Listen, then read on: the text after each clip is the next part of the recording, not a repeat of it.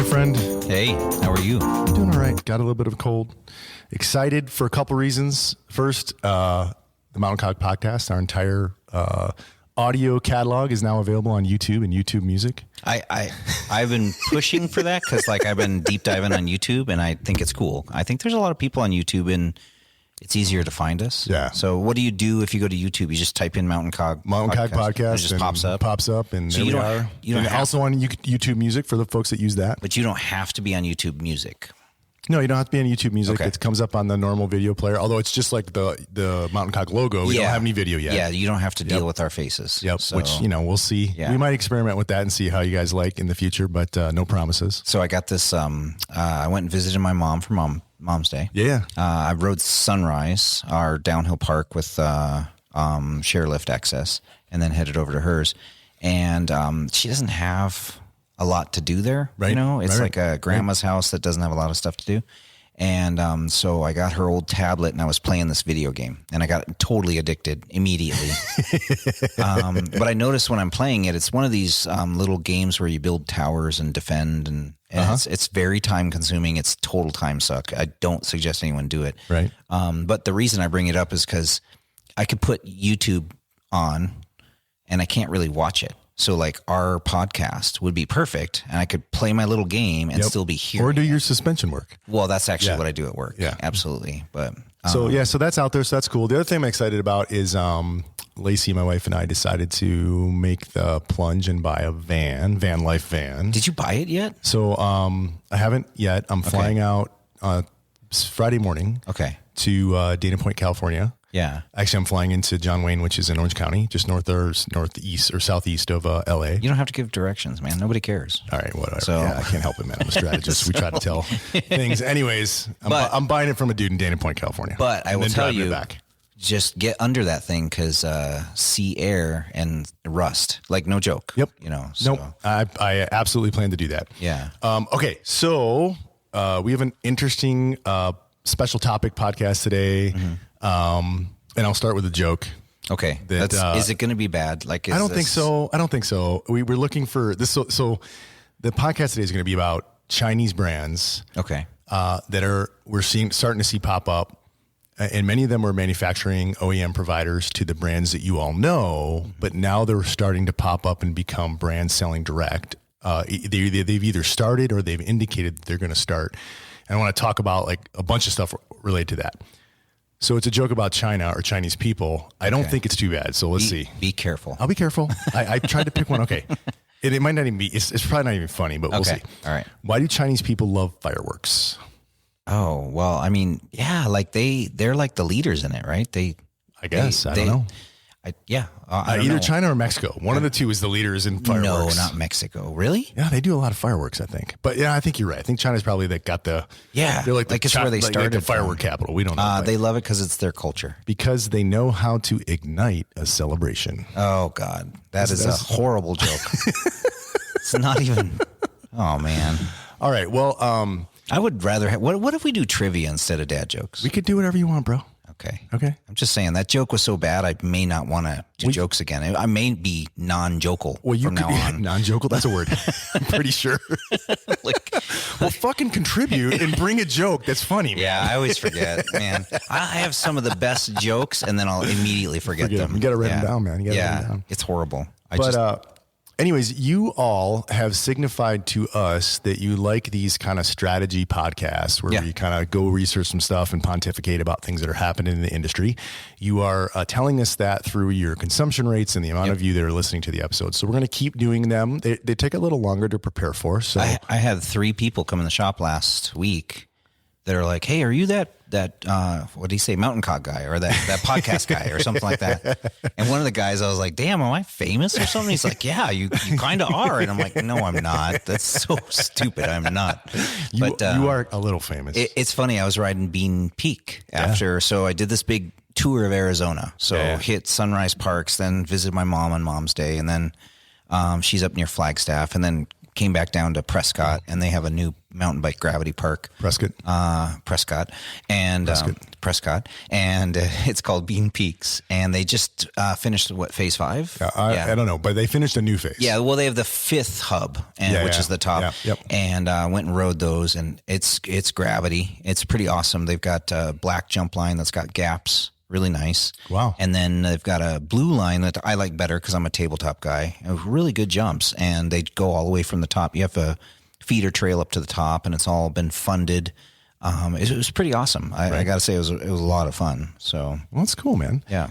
Okay, so for this one, and I got to give a shout out to the Pink Bike podcast because it was actually in one of their post Sea Otter podcasts that one of the folks that was there, one of the folks from Pink Bikes that was there, and I can't remember which one, but he was mentioning that there were a number of Chinese brands that were there as brands, not as OEMs, to service the brands. Yeah. And he thought that was really unusual, more than he had seen in the past. And they talked about it for a minute, but they didn't really dive into it, but it really got my wheels spinning. And so I went and I started just researching, and research a handful of things like which Chinese companies are trying to enter the U.S. market as a brand. Okay. What is the heritage of those companies? And by the way, I think I've uncovered about 18 different companies across all different, some are, e-bike providers, e-bike motor providers, bicycle, mountain bike providers, component providers, every type of component. And there's way more than that, but but there's way more than that I think are making a conscious decision to try and break in and compete against Trek and Specialized and Pivot and Rocky Mountain and, whatever. Okay. So I asked myself a handful of questions, what are the companies, what's their heritage? Why are they coming? What would cause them to do that? And I have a handful of questions here that I think we'll run through first. I'll tell you what the questions are, and then we can go through the logic. And you can question me, tell me you think I'm an idiot or whatever. But these products from these 18 different brands are significantly cheaper. They might be lower quality too. I think that's up for debate, but they are significantly cheaper. And so, why are they cheaper? I want to talk through the reasons why they're cheaper. And I don't think it is what everyone thinks. It's more nuanced than what everyone realizes. So I want to go through the logic there. Okay. Then, why are they entering the U.S.? This is an interesting thing because why are they entering the U.S. market as a brand? This is an interesting thing when you think of the value stream. And my company actually went through this. We made a strategic decision a long time ago before I was a strategist at the company. Wow. That was ancient times. Ancient times. But they made a decision to go up one level in the value chain. And what that means is that you're now competing against your customers. Yeah. So, but previously you were a supplier, you were, let's say you're providing frames to all the big brand names that you know. And now you're going to say, you know what? We're not just going to provide frames. We're also going to compete against you.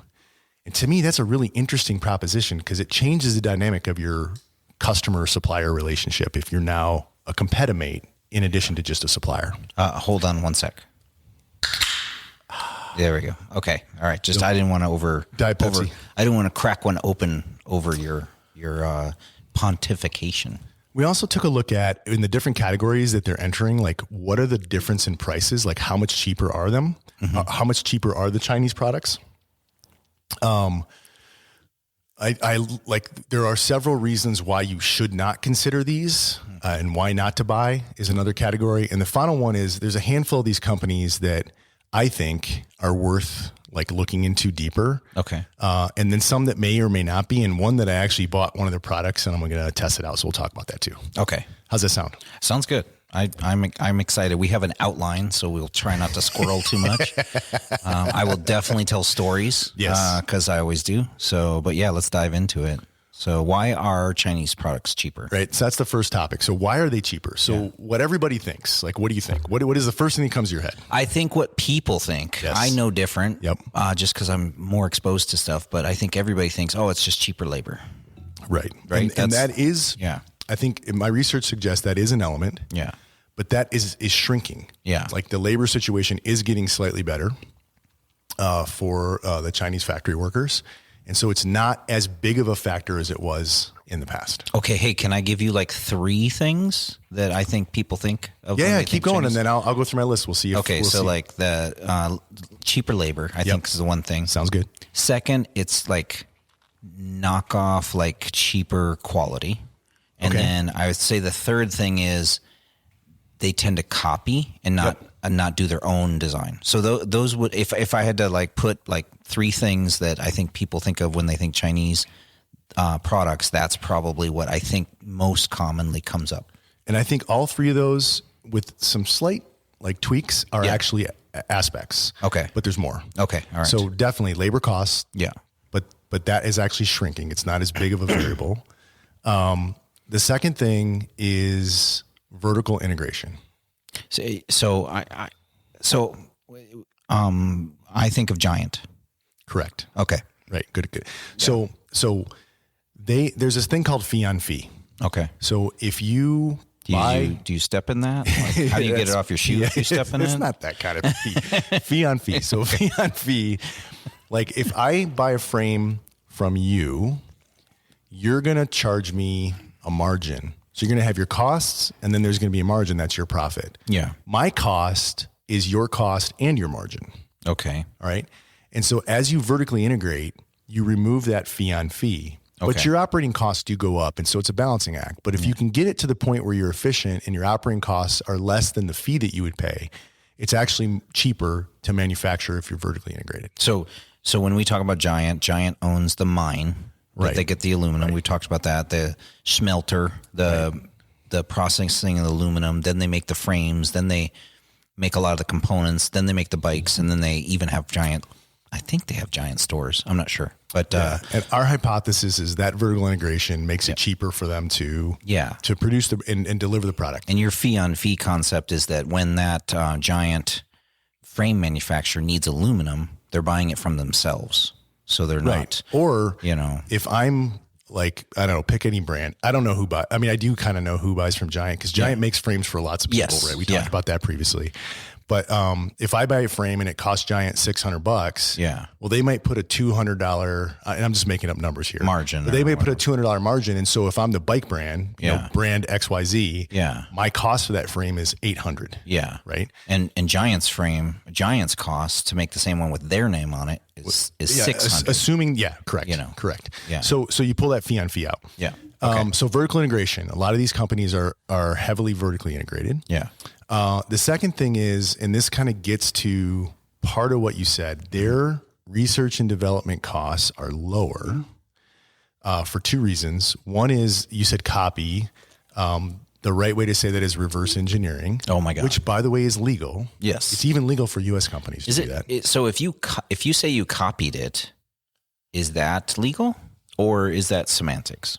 Reverse engineering is legal. You can't violate a patent and you can't violate intellectual property law, but you can reverse engineer. And I don't know that I fully understand all the nuances between that. Okay. Because knockoff, like a Chinese knockoff, is different. That is, they're trying to they're representing it as Nike instead of Nike. Yeah. That's and then there's counterfeit, which is where they're trying to represent. And that's not what I'm original. talking about. I'm talking about they take your component, they strip it all down, and they try to use your concept and just rebuild Figure out how you did something. They skipped the line. Yeah. Okay. And we talked before, like in the last episode, when we talked about suspension. Yeah. You were your hypothesis was that like Fox and RockShox were going back and kind of doing the same thing to each other. Yeah. I think they trade that, and I think they trade engineers. So a lot, I'm not kidding. That's probably part of it. Not trade, but like an engineer swap. quits. They quit and they go work for RockShox. Exactly. They swap back and forth. And then also cheap licensing of others' intellectual property. Okay. So they can pay a small fee and just get the design instead of having to reverse engineer it. Okay. So lower R&D, research and development costs. The third thing, and this gets to part of your quality thing. Okay. There are some costs that I would say are deferred. Mm-hmm. Like we talked when we went through, how much or what our hypothesis was on how much bike companies make. And by the way, a couple of them reached out. Yeah, yeah. And I would say they've asked us not to say who they were or what they said in any detail, but they did tell us that we were directionally correct. Yeah. Maybe I'll correct one or two minor things. They actually make less on e-bikes than they do on acoustic bikes. Okay. All right. And that's due to Outsourcing. much more expensive research and development. Is what they told us. Okay. And we had said that was an additional cost, but I don't think we scaled it correctly. Yeah. So, okay. Gotcha. So the e-bikes aren't making the same margins. But they said that we were directionally correct, not perfect, but directionally correct. Okay. And maybe they'll give us the green light to like talk more, even if we don't name the brands, but we did get some feedback. Nice. So it wasn't perfect. That episode wasn't perfect, but it was not wrong. Yeah. And the feedback we got from the industry that we were talking about was kind of like, you're not off base. Yeah. So you guys aren't crazy. Yep. So, okay. So deferred costs. So we talked about the fact that the brands like will retain a warranty, like a fund for warranty, and they'll amortize that into the cost of the bike. Yeah. So like when I go to Pivot, there's a whole area that has bikes in it or frames or pieces or whatever you want to say. And the sales guys can't touch it. They're not allowed to go in there and grab that stuff. They have to, that's warranties. And they have to keep it for a certain amount of time. I can't remember if it's actually law. I don't know. Yeah. I don't know if it's law or policy, but almost all the companies I've ever known do. And after a certain amount of years, you'll see a bunch of these random things show up. That's because they're clearing out their warranty. Because they no longer have to clear out their warranty. Yeah, no longer have to keep it. So a couple things. One of the hypotheses here is that they're just not reserving the funds for the warranty. Okay. We looked at one of these brands earlier. It was a carbon wheel brand. And if you look at the competing US companies, most of them, I think almost all of them have like lifetime warranties on their carbon wheels, or I think it's all over the place, but the what was it, a 3-year warranty? Yeah. So that was the point, was that like this particular company's only got a 3-year warranty, so they don't have as much warranty exposure. And these were on mountain wheels. Road wheels, a 3-year warranty is not unheard of or crazy, because roadies aren't regularly slamming them against rocks on purpose anyway, and maybe the gravel wheels, but mountain wheels, I think a lot of people really think about who makes that wheel and who's backing it up, and the warranty can make a much bigger impact on that customer because they don't want to spend all that money and have the thing just break, especially where we're at. There may be places where it's not as rocky and not sharp, So I like to keep people remembering what we've talked about. So this is, again, why are the Chinese products cheaper? We talked about labor costs, real but shrinking. Yeah. Vertical integration. Talked about lower R&D. Talked about deferred costs like warranty. Yeah. Also, and I think you hinted at this, the quality control is not yet at U.S. levels for a brand. I did counter Dane when we were kind of jousting before this episode that many of these companies actually do manufacture the products that we use today. Yes. So some of them at least have good quality control. Otherwise, we would be having problems with the products that we get. Yeah, and I'll poke at you because a lot of that quality control. So when a U.S. company, goes to an Asian market to get their supplies, their frames or whatever, whether it's China or Taiwan or whoever, a lot of times that U.S. company is on the ground there. Doing their own QC. Doing the QC. Because if you think about it, like they're kind of buying that product from them. Yep. And so if the person who's qualifying it is also the same one that's making it, their motivation is to pass a lot more that may not. And if you're the one buying it, you're going to be more likely to fail a lot more. So a lot of these companies, I've talked to a few where I know the people that go there and check some of the QC and they're in-house, they're at the factory, and sometimes they even have segregated little areas where they work in. But so that's different because, again, if it's a Chinese company who's making the frame for somebody else, if they're doing the QC for their own product, they don't have that support of the Western brands. Well, they also don't have as much of a motivation to fail product. They have much more motivation to qualify product because they're as a supplier. Yeah, because they're not purchasing it So they're not like being careful. They're like, the more that we get out and sell, and if not, they waste the product. So yes, but there is something about reputation, and there is something about it will. You can put out crap product today. You're not going to sell that tomorrow. True. Yeah. Right. So you got to have a longer vision. Yeah. All right. So the next element here is like there is no brand tax yet.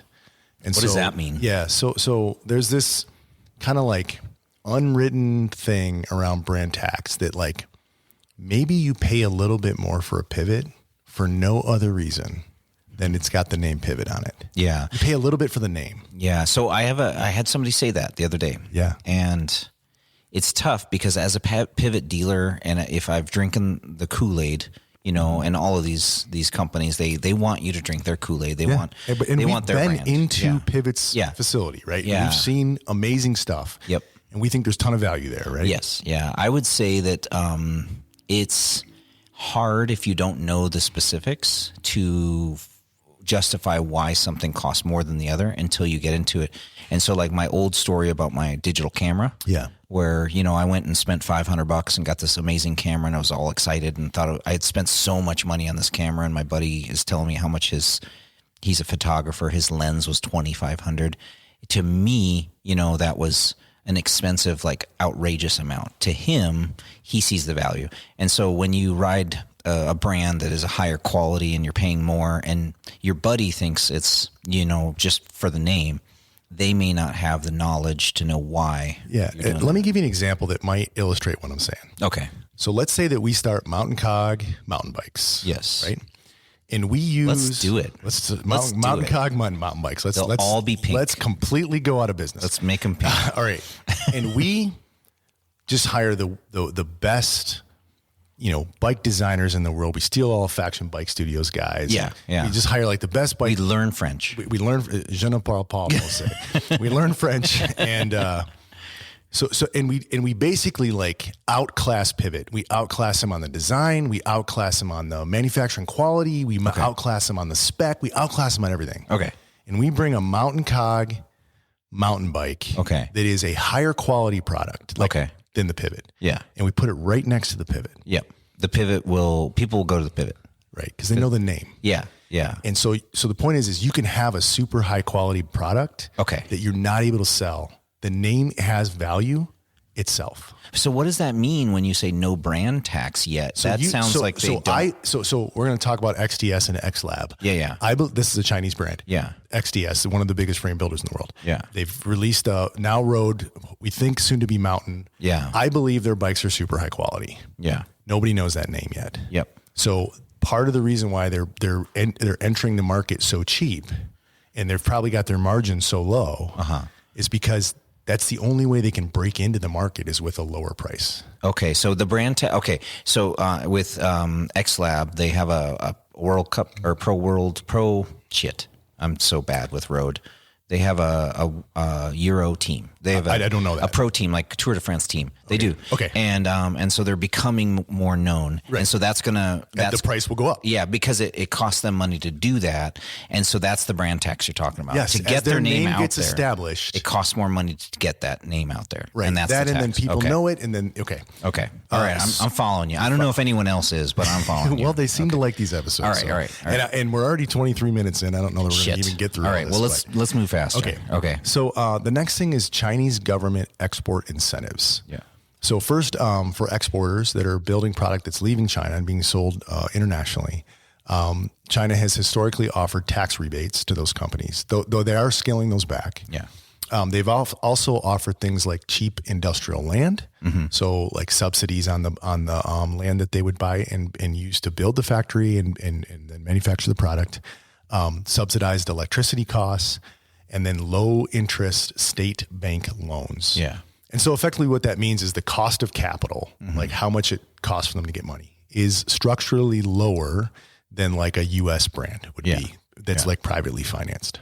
And so I was watching a video about BYD, which is an electric car manufacturer that's doing Chinese electric Chinese, and they're not in the States because they won't let them in the States, but everywhere else that they're going, they're putting other businesses out of they're putting other car companies out of business. Yeah.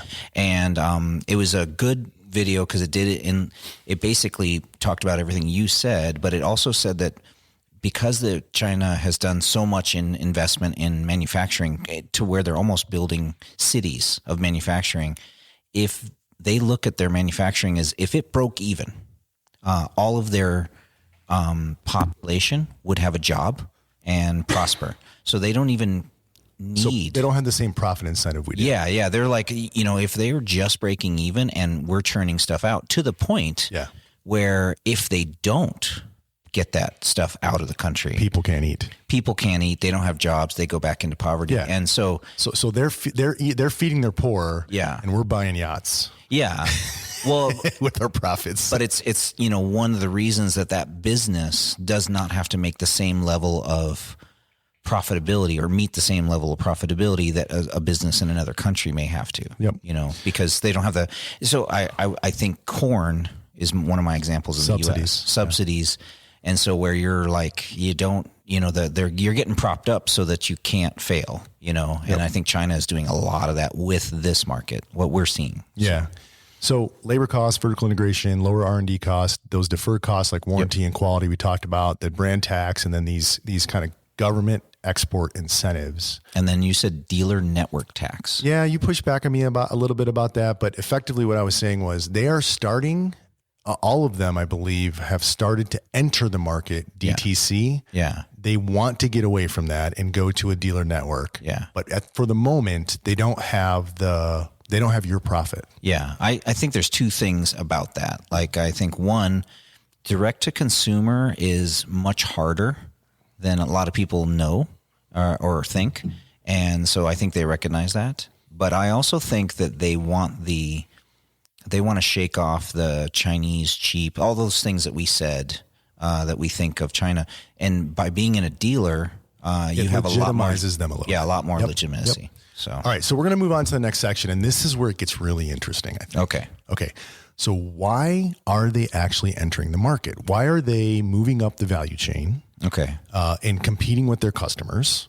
It's weird. Yeah. What would cause them to do that? Yeah. So we're talking about companies that make a product for somebody else, and now they're like, oh, we're going to make our own too, and now they've got to go head to head. Yeah. Why the hell are they doing that? And we made that decision in my company, and it turned out to be a horrible decision. Yeah. Right? And I can't go into the details, get myself in trouble, but like that's an interesting move. So what caused them to do this? And this was super interesting. The first one I think will be obvious. The second one won't. When the bike market crashed post-COVID, the Western orders dried up. Mm-hmm. And the factories in China went empty. Gotcha. So they were like, we can't count on our customers. Right. But then we come in, we throw all these tariffs on bikes and products manufactured in China. Yeah. Which has forced many of the established brands to move their final assembly and much of their manufacturing out of China into Taiwan, Cambodia, Vietnam, etc. Okay. Lower tariff rates. Okay. All right. So just like everybody, they had the post-COVID crash, emptied their factories. Then their customers started pulling their product out of their factories because the tariffs changed the accounting structure. Yeah, it made their profitability go away. Right. So yeah. And so now they're sitting there with empty factories. Which we already talked about means their populace goes into poverty. Right. So the Western brands, because we've been so reliant on having them help us manufacture, design. Yeah. We taught them how collectively as a team to like manufacture the right products. The Western brands all went and tested the direct to commercial model and proved it out to some point. We've got an episode in the past that says it's failing. Yeah.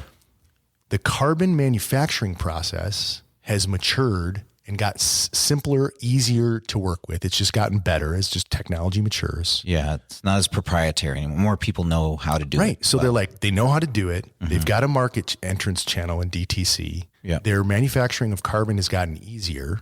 The tariffs have resulted in their factories being emptied. Yeah.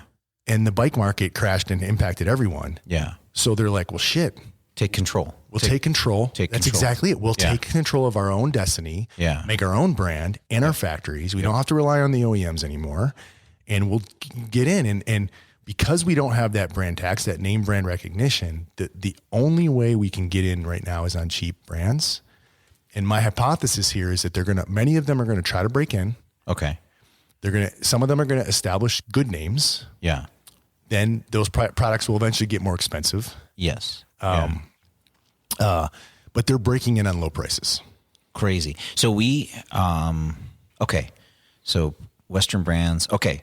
So that's why they're coming here. Yeah. So that's my hypothesis on why I think they're actually entering. It's that series of events. And the one that surprised me that I hadn't thought of, and maybe it's obvious, is that like the tariffs have actually caused like us, like U.S. companies and European companies or mostly U.S. companies, I think, pulling the manufacturing out of China and putting it Taiwan, Cambodia, Vietnam. Yeah. Like that is hurt the Chinese companies. Yeah, yeah. And it's interesting that our president today is, or maybe it was yesterday, but I think it is today, is in China today. Okay. Trying to negotiate something. Okay. So yeah. First time a U.S. president's been in China in like decades or something, or at least a decade. Yeah. Yeah. Interesting. It's crazy to me to like we go from thinking it's just cheap copies, not that great, but then when you actually, and this is not meant to be pro or for, like for or pro. No, this is just or against. Yeah, we're not pro or against. Yeah. This is just something that's happening. Yeah, it's just kind of analyzing it and going, what's going on, what's kind of causing it, and seeing what's happening. Because when I did see that one video article about BYD, it kind of showed me a little bit different idea of what China is doing. The fact that they've kind of built this social and economic base, engine, and if they don't keep it running, they don't eat. And so it's very different, and then everybody has to go back to the way they were, and that's very difficult to do, and their prosperity goes backwards. And so it makes a lot of sense why they're pushing, Yeah. And then you think, well, why would they push when the tariffs are on? Like they can't be that competitive. But if they're going to take the business stance that they don't need to be super profitable, they just need to keep those factories churning so that if they're breaking even, it allows them to kind of push into markets. Now, is that dumping? It's interesting. I didn't research that. I knew you were going to ask me that, and I should have. Well, because because dumping is, you think like Honda in the 70s when they dumped their cars. Wasn't it Fujifilm? Yeah, whatever. Yeah. I'm not smart. I can't speak intelligently about it. Just, okay. I don't know. Yeah, and that's something that I've thought about. Are these companies purposely not making money on the product? I'll give you a little insight. Like, for instance, most companies offer an employee purchase price on a bike. When I work for a bike shop or have a bike shop, if I talk to one of my brands and say, hey, I personally would like a bike, they often have a special price for us because they've seen the value of the bike shop guy having a bike. Yeah, because then if he digs it, he sells that bike. Exactly. It's a marketing expense. And that's one of the incentives for a lot of people to even work in bikes shops. Right. It's not the money you're getting paid. You just get a killer deal on a bike, and that's the perk, right? And I noticed with one of our brands that's from China that they don't have that. That is not an option.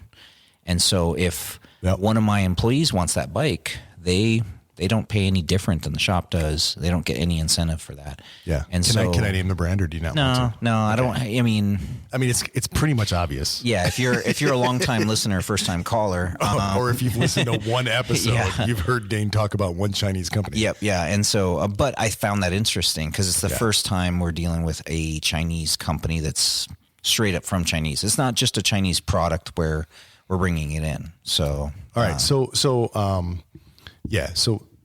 are they entering the market crashed, dried up their factories after COVID, tariffs, drying up their factories. Yep. The Western brands taught them how. The Western brands, proved out the DTC model. Their carbon manufacturing process is getting easier. Mm-hmm. And like they took control of their own destiny, right? Yeah. Because that's what they're trying to do. Yeah. Taking control. Okay, so I did have an agent go and survey price differences, and it gave me big ranges. Okay. I'm just going to pick the lower of the numbers. And then we did a little bit, and we'll talk about that. Yeah, so you can tell me what you think. Yeah. So I have 6 different categories here. Okay. For e-mountain bikes, it appears that their offerings are about 25% cheaper. Okay. So why don't you just right now, what is an Avinox?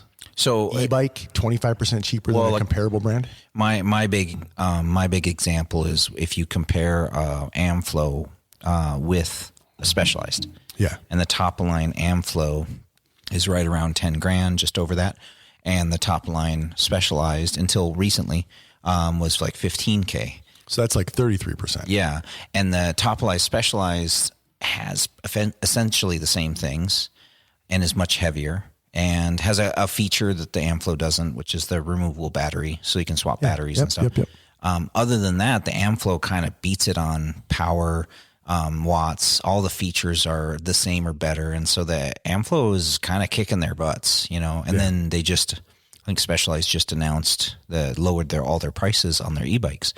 And I don't think they're doing that because they're like super nice guys. They're just trying to compete. I think they're being you know, hurt. Yeah, they're being hurt. They're the piece of pie that they expected to eat is much smaller now because somebody else is eating it. DJI surprised everyone there. Yeah. All right, so I said it was the lower margin, so like 25%, that's not unreasonable. So on complete bikes, just mechanical acoustic mountain bikes, I have about 40% difference. I could see that because like we were talking about, you know, when in our analysis of bike business, the e-bike costs are higher. Yeah. And I think that's not just, you know, Bosch or Germany. I think that's also China. And our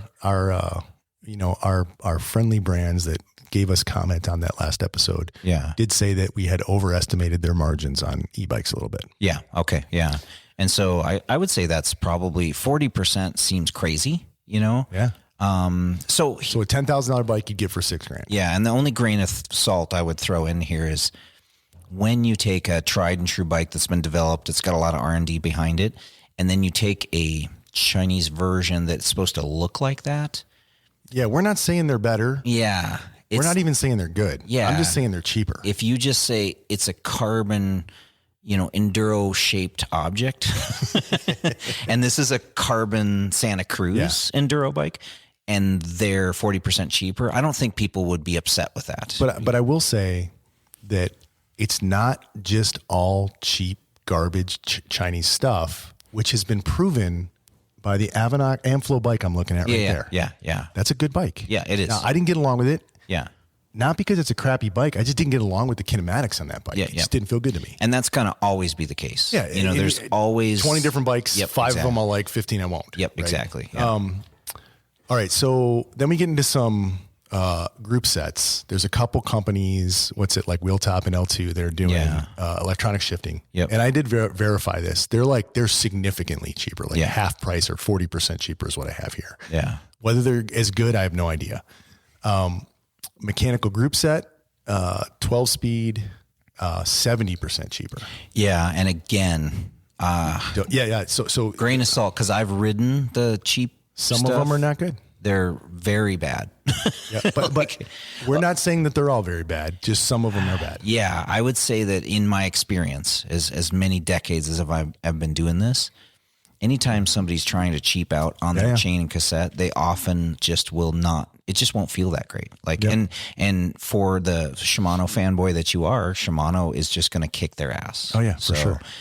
So you can go cheaper, but you'll feel it. And the drivetrain is one of the worst places. But it's something to watch. Yeah. I'd rather have a good carbon frame that's a little heavier and I paid 40% less for that frame than have a drivetrain that's 70% cheaper and breaks. That is awful and can't shift right and pops and skips and I'm constantly. Again, I'm not making any statements that you should do this. Okay. Although I do have some companies I want to recommend. Okay. The next is wireless dropper post, and this one's interesting because I actually ordered one of these. Okay, we'll see.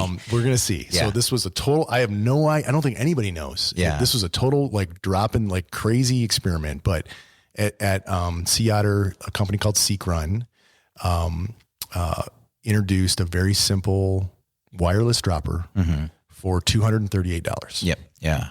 And I'm in need of a wireless dropper right now. I've got a bike that switches between two people. Yeah. And I'm constantly futzing around with the dropper post, and it's getting, hung up, and I'm having problems with it. So I'm like, I'm going to put a wireless on this, but I just couldn't bring myself to spend the $500 or $600. Yeah. Yeah. So I'm taking a shot. Yeah. So I will be able to firsthand report how this thing works. Okay. So we'll get to product test that. We'll product test the Seekrun wireless dropper. We've already looked at it. I can't even find specs to figure out how to repair it or take it apart.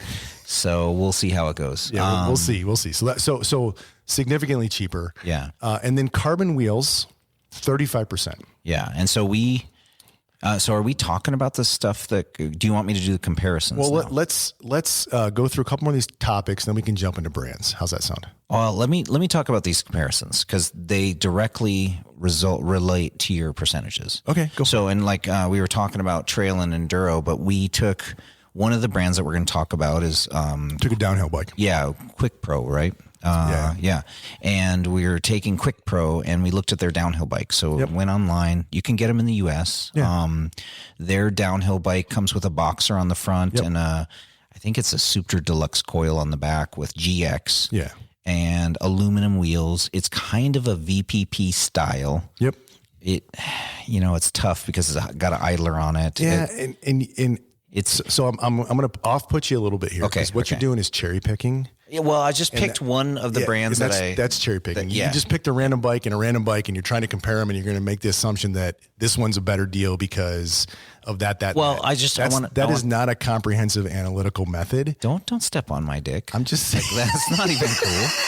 Like I'm just saying, don't represent it as a comprehensive analytic method. You're just cherry picking two brands and comparing them. I just looked at one bike and they had a downhill bike, and I'm like, let's look at another one. Yeah, just as one data point. A name brand U.S. company versus, and they're probably the factory that makes the frame could be the same factory as far as. I love that you just said step on my pee-pee. That's awesome. So you actually used the bad word too. You don't swear very often. Not very often. So this Quick Pro is kind of it's got all the new stuff. It's got an idler. It's supposed to be like VPP. I think they're saying it's kind of like the Nuke Proofs. I'm not sure. Yeah. Anyway, the component groups are GX downhill group with Boxer, the older Boxer, and Super Deluxe and aluminum wheels, and they have it on their website for $52.99. So it's not crazy cheap. It's not like $3,000. With all the parts on it, because I can't imagine these companies can really make any money on the parts, right? Like when we're talking about these companies coming in, they're not getting the Boxer. Yeah, if it's not a brand that they're vertically integrated into that business. Yeah, if it had like a Quick Pro fork on it, it would be different. The belief is they're probably paying similar to any other bike brand for the most, but they may get an advantage because if it's made overseas, they may get some advantage. But so it's if good it's made equipment. in China, they might get some advantage. So $52.99, and then what I did was pull up a V10 Santa Cruz. And I'm like, okay, it's $88.99. And so obviously much more expensive bike, but then spec better. Yeah. But the Gravity from Quick Pro, I look and you can get it with a SRAM XO DH group. It's not the new T-type, I believe. It's the XO. It's what I have on my bike. Mm-hmm. And it comes with Öhlins and then still has alloy wheels. And it's an extra $2,300 to get it built that way. So now it jumps up to basically $500, $600, $700. Yeah, it's like $1,000. $7,600 cheaper than the Santa Cruz. Yeah, and so now the Santa Cruz with the XO downhill group and Fox Factory on it with alloy, what are they called? Reserve downhill wheels. Yep. Their house brand, right? Is only a little bit more. And so $1,000. What I told you is, if you were going to go race a downhill bike, which one would you pick? Would you pay an extra $1,000 for that Santa Cruz Heritage? And so is that the brand tax or is there actual reason? Yeah, I don't know. I didn't study that particular bike or that company at all. Okay. I don't know. But the truth of the matter is, man, is that like there's going to be some people that like they only have $5,000. Yeah, I don't like that argument. Like, first of all, I would say look for a good used one. So would I. Yeah. So would I. Because, I'm in the market of selling new ones, but like I would sell used bikes too. Yeah, I do. But I would say, so that's that brand tax that you're talking about. This Quick Pro downhill bike, I've never seen anyone riding it. Or it could be any of those other things that we talked about why their products are cheaper. Okay. All right. Now, if we go back to, brands that are worth considering, what are some brands that you would consider? Yeah. Well, first there's one other section I want to get to, and then we'll get to that. So like, there's some reasons not to buy. Okay. All right. Don't buy. First is like the quality. You mentioned this before. Yeah. I can test, or at least what I'm seeing is that it's better than the stereotype. The stereotype is Chinese stuff sucks. It's not as bad as the stereotype. It's better than that. Okay. But not all of it is better than that. Okay. All right. So that still hard to know what's the good stuff and what's not. Yep. Okay. The second reason is the after sale support, like warranties, whatever, is like in its infancy. Yeah. Like they haven't figured it out. It's going to be a shit show. Yeah. We're seeing that with our Chinese brands. It's not that they don't want to help. It's just that if you're used to, dealing with a manufacturer, it is way different than if you're dealing with a consumer. And as a shop, we're really kind of more of a consumer, when we're buying stuff than we are the manufacturer. Yeah. And so like if I'm buying 1,000 rims for Guru, which I do, for our wheel sets, I don't have a lot of requirements from my manufacturer who makes the rims. I don't really need much from them because it's only. Are you one just piece. publicly announcing Guru wheels? Because I don't think you've ever talked about it on the podcast before. I mean, people that come to Guru know we have our own wheels. Okay. You want to just talk for 2 minutes on what you're doing with your No, wheels? it's not advertisement. It's and honestly, I couldn't build them fast enough if everybody in the country wanted them. If you want me to tell people why we do it, it's not to make money. It's I'm a huge fan of Reynolds wheels. I think their warranties are way better. But Reynolds always have black hubs and black nipples and black spokes, and like there's no personality to them. And we build enough custom wheels where we wanted to have an option where we could build somebody with the hub they wanted. A good carbon wheel set. Yep, yeah. And so what we did was we found one of the companies that makes most of the carbon wheels for most of our manufacturers. Probably one of my favorite companies too. Wink, wink, nod, nod. And so that company makes those. We know the quality's good. We can have those wheels come in and offer a custom wheel set with a similar warranty, not the same. But you can have personality. Like one of our first sets that we did was for a buddy. He wanted Onyx hubs, which are silent. Yeah. And they're cool. And he had this awesome pivot switchblade that was like this green. Yeah. And we got these like, what do you call it? Antifreeze green hubs on these things. Okay. And then we got the same matching nipples and built them up, and they matched his bike. And we had the rims are laser etched with Guru logos in them. Yeah. And they're just so sexy and cool. And then we can control the QC. So I've built. You realize you're going to get a bunch of orders now. Fuck, man. No, I don't. Do you want me to cut this out? No, but I can tell you at some point, we may offer these like Guru Bikes is also looking for wheel builders. So if you're a unemployed and very good wheel builder in the Southwest, give us a call. And that's the drawback, right? That is the drawback is that. But I do get a little passionate about them because sometimes just getting some sweet wheels for your bike is really fun. Yep. And my favorite brand that we sell just makes kind of boring ones. They're great quality and they're awesome, but they're just not super flashy. So right on. All right. So back to why not to buy. So Squirrel quality, better than the stereotype, but not all of it. The after sales support again in its infancy. That's where we stopped. If you get anything that is heavy on an app, like a iPhone or an Android app or software, that ecosystem right now, with Avinox being the Amflow, being the Avinox and Amflow being the exception. Yeah. It's very clunky. Yeah. They haven't figured that stuff out yet. And then these products have had fewer reps of refinement because they're younger brands. Yeah. The finished product, right? They can make the raw material. Yeah. Just when I say reps of refinement, it's like, hey, oh crap, I shouldn't expect that thing on that bike. Yeah. Yeah. Right. Or, oh, hey, crap, man. Maybe I was, a 0.2 degrees off on the headset there.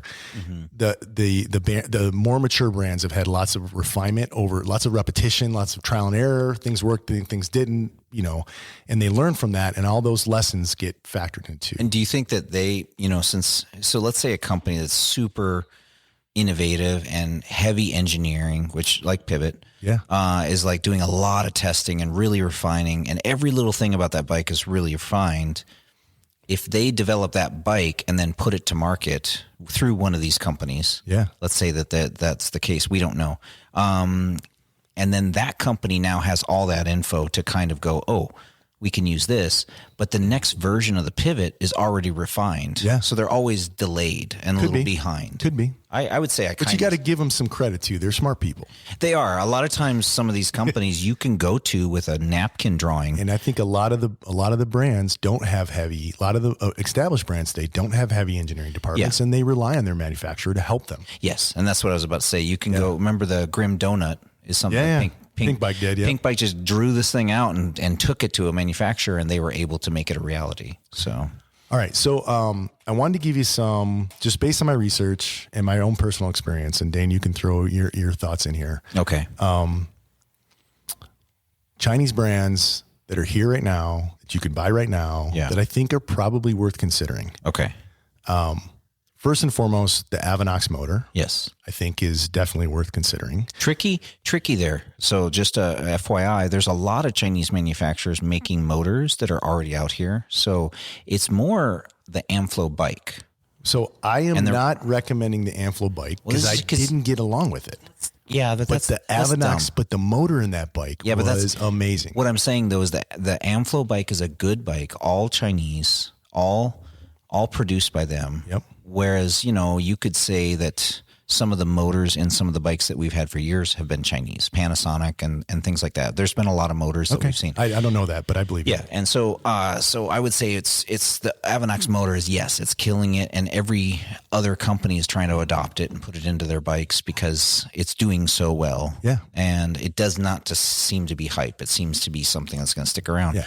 And we can actually, you and I both can speak with firsthand knowledge, me with a little bit, you with a lot of firsthand knowledge that motor is fantastic. Yeah, I have it on 2 bikes now and 2 different brands. So like you can get a better idea. You've got an Amflow and a pivot. Yeah, and so I can tell the difference, and the motor is fairly consistent. So I heard that those amped pivots are sold out already. Is that true? Yeah, we sold one today and we're out now. So they went super quick. So I have so much news. And I can't share. You can't share. But in a previous episode, you had mentioned that you had taken that amped out and you were struggling to get along with it, and it's set up as a mullet. Yep. Yeah. And you told me that you just switched it to a 29 in the back. Yes. And it feels a lot better to you. It balanced me on the bike, and it could be a personal thing. Yeah, I feel like I'm not a mullet person, and our terrain isn't that. So it's the first time I've jumped on pivot and just not absolutely just gone blasting out. And I could not figure out if it was me after a few big crashes and like just being tentative on the bike, or if it was the bike. And I actually talked to my rep about it and was kind of like, hey, I don't know what's. Oh, sorry, buddy. I just hit my mic and cut out there. Sorry about that. Technical difficulties. So, long story short, it seems like I'm a 29er guy. I rode that Frameworks as a mullet. Yep. And some of the characteristics on the mullet that I noticed, man, this is a big tangent. Sorry. No, the point I want to just make is that you had said, hey, listen, I'm struggling with this. Yeah. I think you fixed it. Yes. Today I rode it. That's the only thing I wanted to say. I rode it once so far as a 29er, and it was like night and day. Yeah. And now I'm not saying everybody should go out and get a 29 version, but if you are struggling with a bike, there's little things you can do. Yeah. So, although changing a wheel is not necessarily a little thing, but no, but like your experience with the Amflow, you rented it. You didn't really get to know it. And I've talked about that. I did not set it up. Yeah. But you know how sometimes you can just tell. No, I think you're wrong. Okay, I could be. I don't trust you because I could be wrong. You don't even like SRAM, so there's that. I love RockShox. Yeah. Oh my God, dude! Last night we did this ride, and our buddy. Now I'm going down a tangent. Yeah. Jesus Christ. Sorry. We got super technical, and I'm just going to tell everybody now listening. Here's a little break to let your brain relax. Yes. Because long story short, I ended up on a long dirt road. Yeah. It was not part of the plan. It was a rescue situation. You got a disabled bike. We had a disabled friend. Yeah. We were the farthest point you could be from civilization on this ride. Yeah. Pitch black out, middle of the night. And we're going down this washboard road that just will never end. Yeah. And I've got I'm on a bike that's got the Zeb on the front. Yep. It's got the coil DVO on the back. Yep. Yeah. And I'm just going through that stuff like butter. Yeah. And there's a guy next to me with full Fox front and back. Yeah. And he's just like, and he's looking at me like, dude, your bike is so much smoother. I'm like, I'm telling you, man. Yeah. Zeb is I know. the shit. People don't listen. It's like when you see those videos of the trophy trucks and then like the body is not still moving, and the wheels are just going like that. That's what my truck was doing. That's what my bike was doing last night. Anyways. That's cool. Okay. So Avinox motor. Avinox motor, I definitely think worth considering. Okay. And Dane would say Amflow bikes as well. Yeah. Yeah. I would say the Amflow bikes is the big package. Yep. So, and then I have not tried these, but maybe I will. But they do have they are one of the Tour de France sponsored team. They are sponsoring a team at the U France, and they are the UCI Continental team. And that's Elite Wheels. Yes. We did do just some quick price comparison. It was about $850 to $950 for a carbon wheel set. Yep. Depending on I think the 950 was like the big burly downhill ones, and then the kind of trail and XC were $850 or something. Yep. But we might be a little bit off, but roughly in that price range. But it did only have a 3-year warranty. 3-year warranty, house brand hubs. Yeah. Which we don't know. We don't know. Technical documents. And as somebody who works in a shop, that always worries me, because if your free hub body goes out, like, how do you repair it? How do you replace it? And that happens a lot with entry level bikes. So a lot of times house brand wheels are just scary, because that brand may switch different suppliers for who gets them hubs, and they may not even know who made that hub like 3 years ago, And so that's a little, so they were cheap, but there was nothing on them that was screaming, this is high quality. So I don't, except for the fact that they're being used by Tour de France. Dude, I could pay them to use like wooden wheels. They wouldn't. If you give them enough money, they'll ride whatever they want. They would not. They ride whatever they're paid to ride. I don't agree. I do. Chime in if you agree with me. I do. And chime in and agree if you agree with Dane. I don't remember the downhiller that I was watching, but he's no longer sponsored, or he's sponsored by Komodo or something like that. Excavators. The Dragon? No, not the Dragon. Kumbada or what? I don't know, dude. We were way out of our lane right now. Anyway, this guy, it was cool because he's basically taking whatever bike he feels like. Yeah, whatever works. Yeah, and so I remember back in the day when all the pros, the Giant pros and the Mongoose pros back in the day, were riding in tents, and they would just paint their intents. I mean, they're doing that today with tires, right? Don't a lot of people like black wall the tires? Kind of, like not to the extent where you're riding an entire bike, you know? Yeah, fair. But I will tell you right now, like if you are being paid to ride a crappy bike, you're going to ride that crappy bike. Yep. You know, you may be on a new team next year because you're tired of losing. So XLab Bikes, which is a brand of XDS. Right now, it looks like it's just gravel and road bikes. Yep. If I was buying a gravel and road bike right now, I would buy one of these. They look like a good deal. There's a local shop here that has them. Yeah, we've had John Steve from Bicycle Ranch. Yeah, and I got on the podcast. I got to check them out and in firsthand, and they look pretty amazing. I would say that if I was a skeptic, if I'm negative about stuff, yep. When it comes to carbon, you always have to be careful of the quality and the weight and the layup. So you can make a carbon shaped object and call it carbon and make it cheap, and it won't ride very well. And so I don't know. XDS is the biggest carbon bike frame manufacturer in the world. Yes. But I got to see their alloy version. Oh, I don't know about the alloy. And it was super cheap for the parts that were on it. And it had carbon wheels and carbon bars, like one piece carbon bars. But dude, it was a tank. So all I'm saying is just because something looks good. Yeah, look at all the specs. Yeah, well, it may not ride good. Yeah, so and we haven't ridden one yet. Yeah. So, but not that I'm going to ride I'm not XLab. I'm just not going to. Yeah. You're riding a Chinese bike right now, buddy. Yeah, but an XLab mountain bike maybe, but I'm just not riding a road bike. Yeah, I'm sorry. Yeah. Unless if they put a motor in it, maybe you would. I have one of those, and I'm selling it. So. Okay, sweet. All right, I think I'll skip the next one. Okay. Okay, so we've talked for about an hour. Let's look through. I brought up this. Well, the last one is wheel top and L-TWOO. Yeah, wheel top and L-TWOO. I got a question mark there because I don't know. They make a really inexpensive electric drive.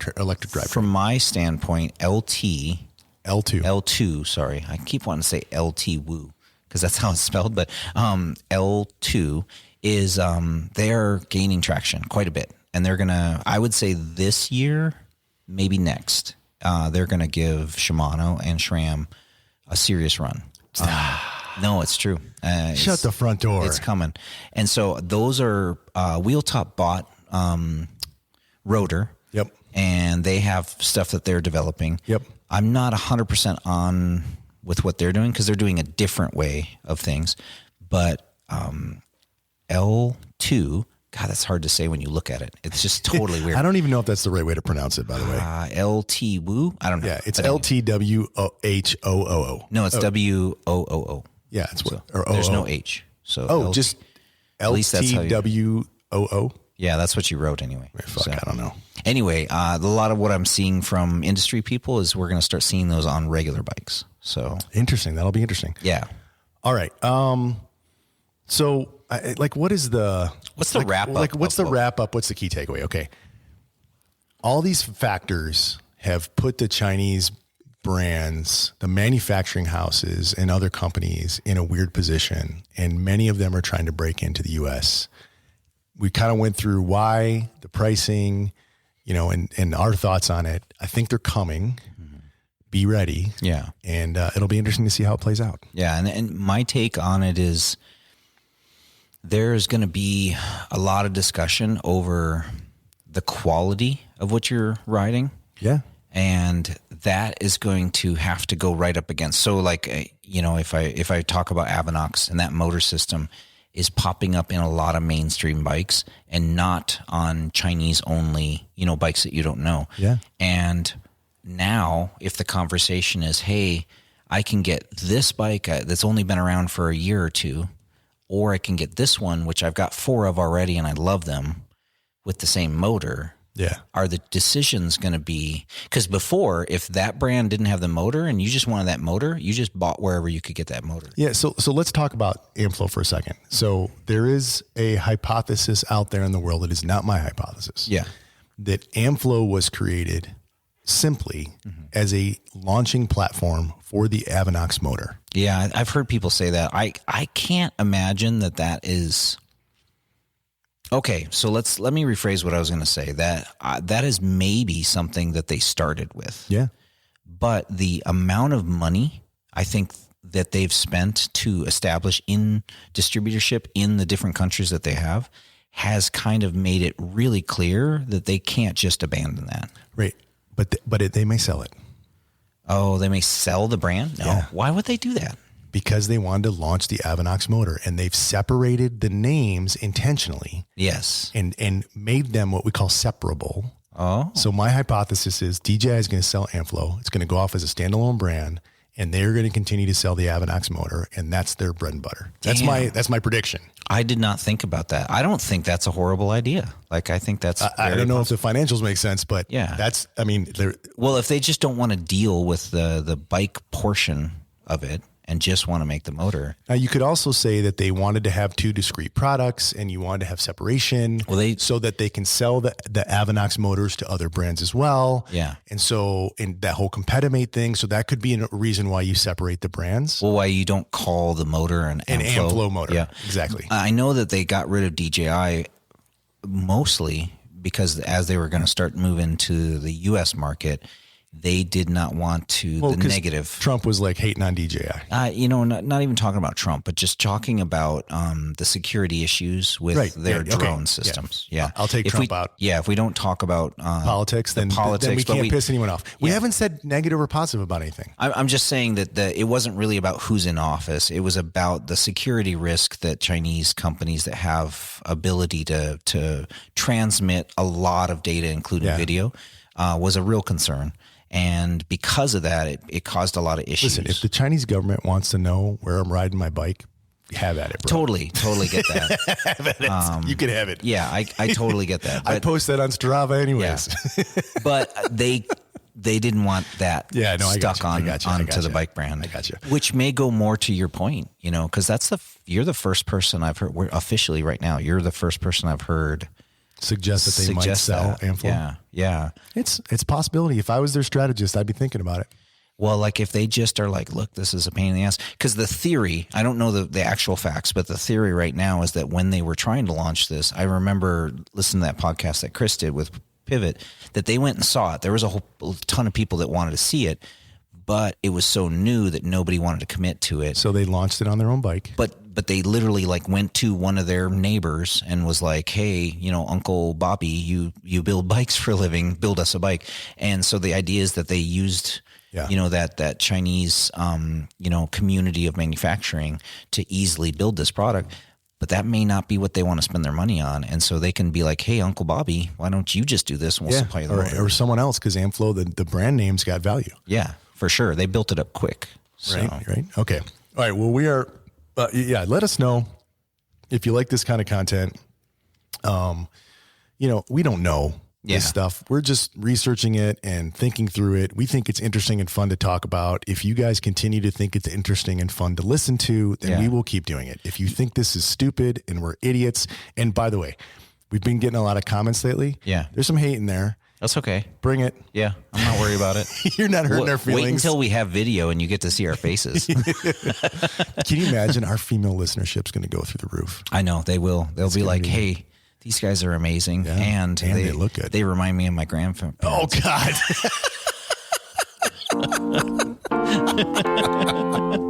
We appreciate you guys. Like and subscribe. Oh, yeah, we get to say that now. I don't know if that was bullshit or not. I'll listen to it.